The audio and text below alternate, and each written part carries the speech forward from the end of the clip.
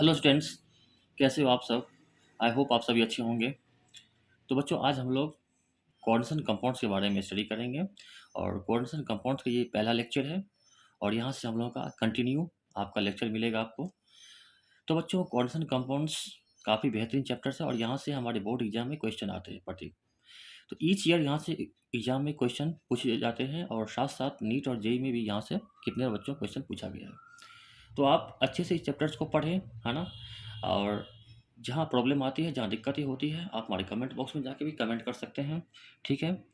और बच्चों, अगर आपने बिल्कुल हमारे इस चैनल पे बिल्कुल नए हैं, अभी तक हमारे इस चैनल को सब्सक्राइब नहीं किया है, प्लीज़ प्लीज़ आपसे रिक्वेस्ट है, आप हमारे इस चैनल पे जाके प्लीज़ इस चैनल को सब्सक्राइब कर लीजिए, केमिस्ट्री क्लासेस बाय एम के मिश्रा। बच्चों, इससे ये आपको फ़ायदा होगा। बच्चों, इस चैप्टर्स के जितने भी आपको वीडियो बनते जाएँगे, आपको मिलता जाएगा। तो ये आपने सब्सक्राइबर होंगे, तो आपको जितने भी वीडियोज़ बनेंगे इस चैप्टर की, आपको नोटिफ़िकेशन मिलता जाएगा और आप अच्छे से इस चैप्टर्स को पढ़ते जाएँगे। तो आज हमारा ये पहला लेक्चर है कोऑर्डिनेशन कंपाउंड्स का। चलिए हम लोग बहुत अच्छे तरीक़ा से पढ़ते हैं और फिर देखते हैं ये चैप्टर ये होता क्या है।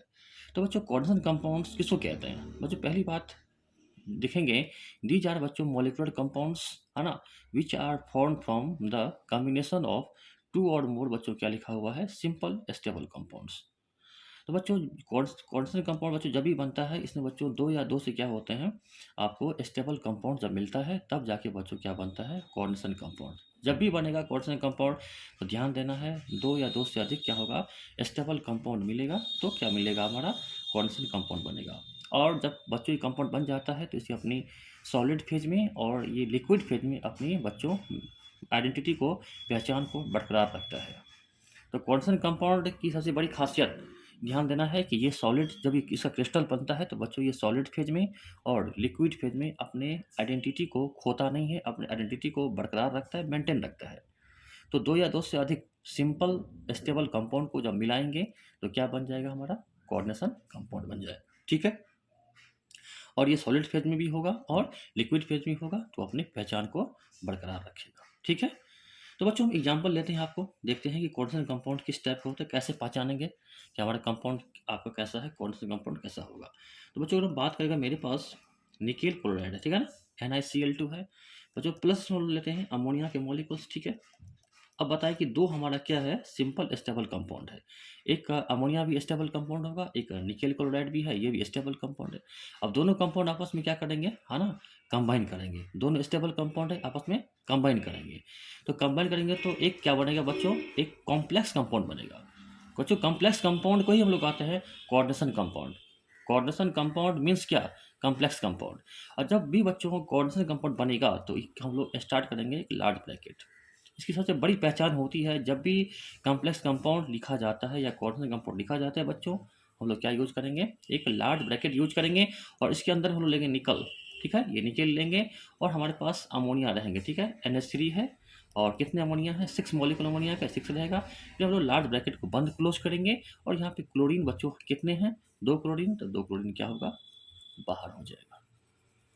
तो बहुत ही सिंपल पहचान है, आप कोऑर्डिनेशन कंपाउंड को कैसे पहचानोगे, हमेशा कोऑर्डिनेशन कंपाउंड लार्ज ब्रैकेट के अंदर होगा और लार्ज ब्रैकेट के अंदर में हमेशा डी ब्लॉक का मेटल होगा। डी ब्लॉक के मेटल से हमारा क्या लगा होगा, आपका मॉलिक्यूल्स लगा होगा। या मॉलिक्यूल्स या तो न्यूट्रल होगा या तो नेगेटिव चार्ज होगा। ध्यान देने वाली बड़ी बात है कि बच्चों, बड़ी लार्ज ब्रैकेट के अंदर जो डी ब्लॉक के मेटल होंगे, वो डी ब्लॉक के मेटल या तो न्यूट्रल मॉलिक्यूल से बॉन्डेड होंगे या तो फिर आपको निगेटिव, आपको चार्ज से, है ना, से बॉन्डेड होंगे, ठीक है। तो ये जो हमारा कौन सा कंपाउंड एग्जाम्पल हुआ, इसको हम लोग बोलते हैं कॉम्प्लेक्स, क्या बोलते हैं, तो इसी को हम लोग बोलते हैं कॉम्प्लेक्स कंपाउंड, तो याद रहेगा, इसको हम लोग क्या बोलते हैं, कॉम्प्लेक्स कंपाउंड कहते हैं। तो बच्चों, कोऑर्डिनेशन कंपाउंड को ही कॉम्प्लेक्स कंपाउंड कहा जाता है और इसकी पहचान है, ये लार्ज ब्रैकेट के अंदर होगा, ठीक है। और यहाँ पर लार्ज ब्रैकेट के अंदर में आपको देखना होगा कि डी ब्लॉक का मेटल कहाँ पे है, तो यहाँ पर निकल है, स्टार्ट में डी ब्लॉक का मेटल होगा और डी ब्लॉक के मेटल से हमारा न्यूट्रल मॉलिक्यूल या फिर कोई निगेटिव चार्ज ये होगा, आपका बॉन्डेड होगा। तो यहाँ पे अमोनिया हमारा क्या है, न्यूट्रल मॉलिक्यूल है जो डी ब्लॉक के मेटल से क्या है, बॉन्डेड है।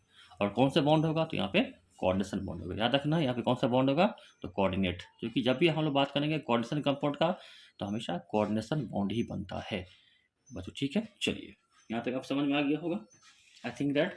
अच्छा, अब रही बात कि अगर इसको बच्चों हम लोग डिजोल्व करेंगे, ठीक है ना, अगर इसको हम लोग डिजोल्व करेंगे तो क्या बनेगा, इससे हमारे पास निकल है और यहाँ पे NH3 है, ठीक है ना, निकल है, NH3 का होल 6 है और Cl2 है।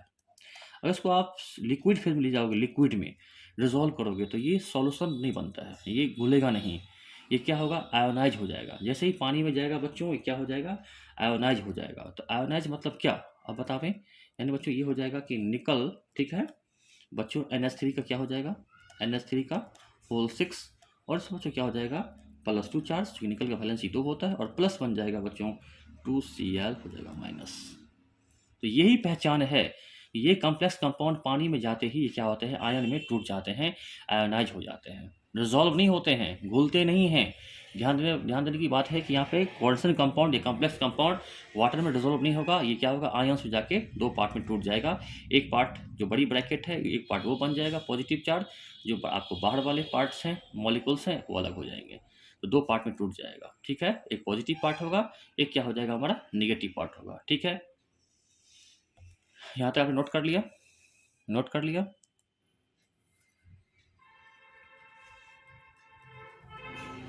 ठीक है, नोट कर लिया।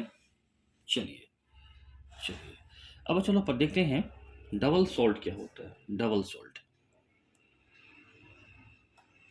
हम लिखेंगे, डबल सॉल्ट को नोट करेंगे, आप लिखेंगे डबल सॉल्ट क्या होता है, ठीक है, डबल सॉल्ट क्या होगा, नोट करें डबल सॉल्ट को।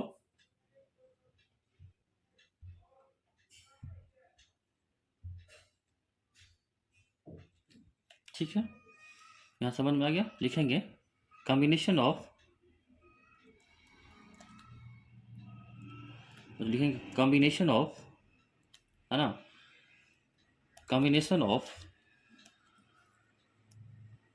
2 और मोर, तो क्या कॉम्बिनेशन ऑफ क्या होगा, 2 और more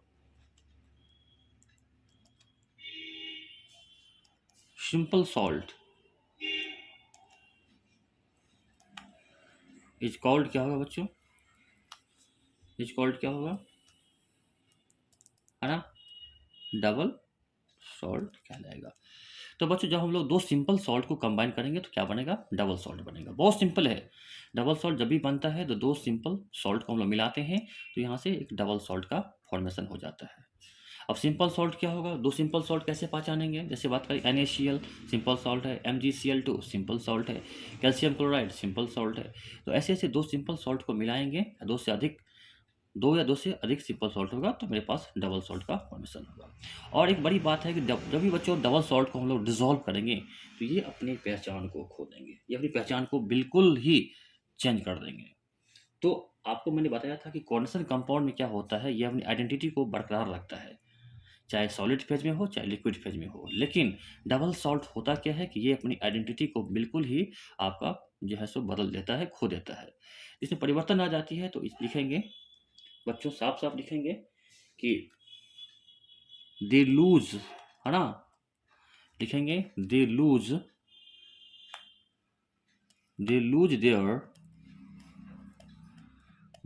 there, identity, they lose their identity in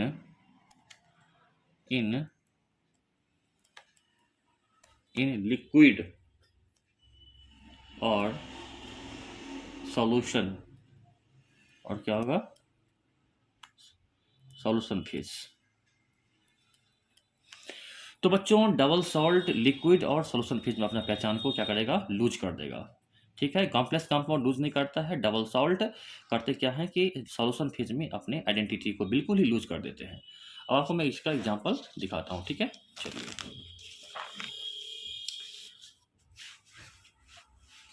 बच्चों हम एग्जांपल लेंगे डबल सॉल्ट का, मेरे पास बहुत सारा एग्जांपल है, आप देखिए कि डबल सॉल्ट होता क्या है, ठीक है।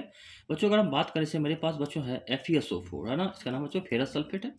FeSO4 बच्चों बात करेंगे NH4 NH4 का बच्चों बात करेंगे होल 2, है ना, SO4 बच्चों इंटू क्या हो जाएगा 6H2O। अब देखें यहाँ पर कि बच्चों FeSO4 बच्चों ये एक सिंपल सॉल्ट है, आयरन सल्फेट सिंपल सॉल्ट है, अमोनियम NH4 का होल 2 SO4 बच्चों ये भी एक सिंपल सॉल्ट है। अब 2 सिंपल सॉल्ट को मिलाया तो क्या बन गया, डबल सॉल्ट बन गया। एक आयरन सल्फेट, एक अमोनियम सल्फेट, दोनों मिला तो क्या बन गया, कंबाइन आपको डबल सॉल्ट बन गया। बच्चों इसका नाम है, आप याद रखेंगे, इसका नाम बच्चों है मोहर सॉल्ट। बच्चों हमारे एग्जाम में क्वेश्चन आते हैं ये कौन सा सॉल्ट, इसका नेम क्या होगा, तो आप नोट करेंगे बच्चों ये मोहर सॉल्ट होगा। ठीक है, ये मोहर सॉल्ट का एग्जाम्पल होगा। ठीक है बच्चों, बहुत सारे हमारे पास एग्जाम्पल हैं, जिसमें बात करेंगे हम लोग K2SO4। ठीक है, K2SO4 इंटू बच्चों होगा Al2, है ना, SO4 का बच्चों क्या हो जाएगा, होल 3 इंटू हो जाएगा 24H2O। नोट कर लिया बच्चों, K2SO4 Al2SO4 का होल 3 इंटू 24H2O। बच्चों यहाँ भी एक सिंपल सॉल्ट है, पोटासियम सल्फेट। बच्चों दूसरा हमारा कौन सा सल्फेट है, आपका सॉल्ट है सिंपल, हम आपका एल्युमिनियम सल्फेट। तो एक बच्चों एल्युमिनियम सल्फेट, बच्चों एक हमारे पास पोटासियम सल्फेट, दोनों मेरे पास सिंपल सॉल्ट है। दोनों सिंपल सॉल्ट को कंबाइन किया तो एक क्या बन गया बच्चों, डबल बन गया। डबल बच्चों, डबल का मतलब हो गया जिसमें ये दो से अधिक होगा, दो या दो से अधिक सिंपल सॉल्ट को आप कंबाइन करेंगे तो बनेगा डबल सॉल्ट।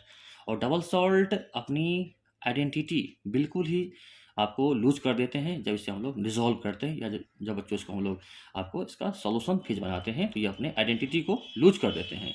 तो बच्चों इसका नाम हो जाएगा, इस डबल सॉल्ट का जो नाम है आप नोट कर लें हमारे साथ, इसका नाम है बच्चों पोटासेलम। बच्चों इसका नाम है पोटासेलम। ठीक है, समझ में आ रहा है, इसको हम लोग बोलते हैं पोटासेलम। बच्चों इस पूरे डबल सॉल्ट का नाम क्या है, पोटासेलम है।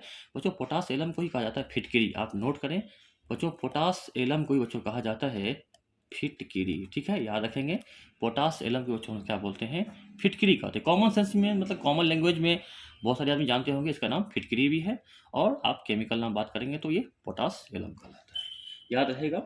बच्चों मेरे पास एक और एग्जाम्पल है, आप देख लेते हैं इसे। बच्चों मेरे पास है KCl, है ना, क्या KCl MgCl2 इंटू बच्चों बात करेंगे हम लोग 6H2O का। बच्चों यहाँ भी एक पोटासियम क्लोराइड है, एक सिंपल सॉल्ट है, एक सिंपल सॉल्ट हुआ, और एक बच्चों मैग्नीशियम क्लोराइड, ये भी एक सिंपल सॉल्ट हुआ। दोनों सॉल्ट को मिला दिया, एक डबल सॉल्ट बन गया। तो ओवरऑल ये क्या कहलाएगा, पूरा पूरा एक डबल सॉल्ट होगा। बच्चों उसका नाम होगा कार्नेलाइट, आप नोट कर लेंगे इस बच्चों, उसका नाम है कार्नेलाइट। ठीक है, कार्नेलाइट इसका नाम है, डबल सॉल्ट है। तो कहीं ना कहीं डबल सॉल्ट अपनी आइडेंटिटी को लूज करते हैं जब जब बच्चे उसको लोग क्या करते हैं, डिजोल्व करते हैं वाटर में। आप याद रखेंगे क्या करेंगे, डिजोल्व करेंगे, ये पूरा क्या हो जाएंगे, अपने अपने अपने आइडेंटिटी को, पहचान को जो है लूज कर देंगे। तो आपने सारे एग्जाम्पल को आई होप नोट कर लिया, डबल सॉल्ट के एग्जाम्पल को। ठीक है, नोट कर लें। तो बच्चों हम लोग फिर आपका नेक्स्ट फिर बच्चों हम लोग वीडियोज़ में मिलते हैं आपसे। ठीक है, और बच्चों हम वहाँ पे आगे फिर देखेंगे लेक्चर, सेकंड लेक्चर देखेंगे इस चैप्टर्स का। और ऐसे ही बच्चों कंटिन्यू लेक्चर्स को पढ़ने के लिए, ठीक है, आप हमारे चैनल को प्लीज़ सब्सक्राइब कर लीजिए और शेयर कीजिए। जितना बच्चों वीडियोज़ को शेयर कीजिएगा, सारे तक वीडियोज़ पहुँचेगा और सभी को इस बच्चों लेक्चर से फ़ायदा होगा। ठीक है, तो प्लीज़ प्लीज़ आप अगर बिल्कुल नए हैं तो आप सब्सक्राइब कर लें। ठीक है, और वीडियोज़ को शेयर करना ना भूलें, ताकि कंटिन्यूसली आपको वीडियोज़ मिलता रहेगा। ठीक है, तो चलिए आज का यहाँ तक हम लोग एंड करते हैं, सेशन को लास्ट करते हैं। Thank you, love you, good bye.